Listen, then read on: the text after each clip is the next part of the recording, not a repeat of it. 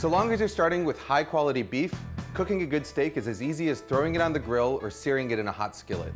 But if you want perfect steak, and I'm talking steak with a rich, brown, crackling crust and a medium rare core that extends all the way from edge to edge, then you need to take your technique to the next level. Now, traditional methods like broiling, grilling, or searing in a skillet leave you with one problem. Your steak develops a temperature gradient inside it. So while the very center of the meat might be a perfect medium rare, as you move towards the outer layers, it becomes more and more cooked until you reach the edges, which have the dry, chewy texture of well-done meat. So the question is, how do you minimize this overcooking? So here's the thing, the more gently you cook your food, the smaller that temperature gradient inside is going to be.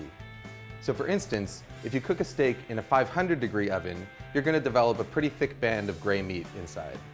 Cook that same steak in a 250-degree oven, and that gray band shrinks significantly. You may have heard of a concept called sous vide cooking, and the idea here is to take that low temperature cooking to the extreme.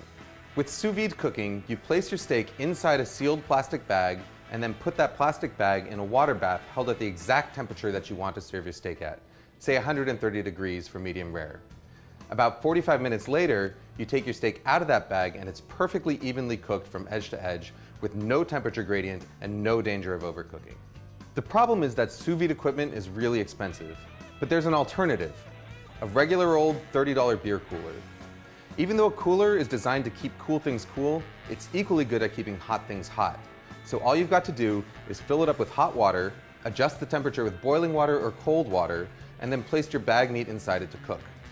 So long as you start a few degrees higher in order to compensate for the heat loss when you add your meat, it should be able to maintain its temperature for the 45 minutes required to cook most steaks, pork chops, lamb chops, chicken, or fish. You can cook your meat either in a cryovac style bag or in a regular heavy duty zipper lock bag.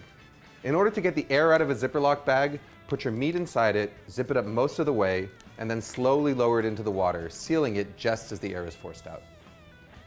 You've probably noticed one glaring problem. Your steak develops no crust or color. You're gonna have to add this after it comes out of the cooler. Now you can do this on a grill if you want to cook outside, but my personal favorite way is to finish it in a cast iron skillet.